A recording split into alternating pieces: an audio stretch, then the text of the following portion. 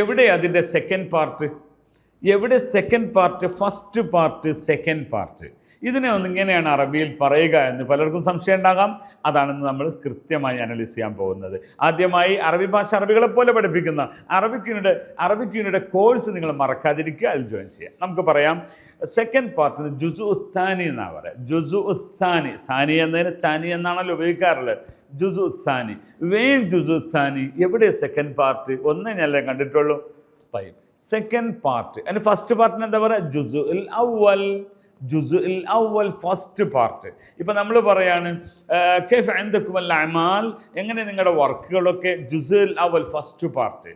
ജുസു താനി, second part എന്ന് പറയാം. അപ്പോൾ സെക്കൻഡ് പാർട്ട് അല്ലെങ്കിൽ ഒന്നാമത്തെ ഭാഗം, രണ്ടാമത്തെ ഭാഗം എന്ന് പറയാൻ ജുസ് എന്നാണ് പറയാം. ഭാഗങ്ങൾ എന്ന് പറഞ്ഞാൽ അജ്സാ എന്ന് പറയാം, അൽ അജ്സാ എന്ന് പറയും. ഇങ്ങനെ അറബികളെപ്പോലെ അറബി ഭാഷ സംസാരിക്കുന്നതിന് നിങ്ങൾ ഈ ചാനൽ മറക്കാതെ ഫോളോ ചെയ്യുക.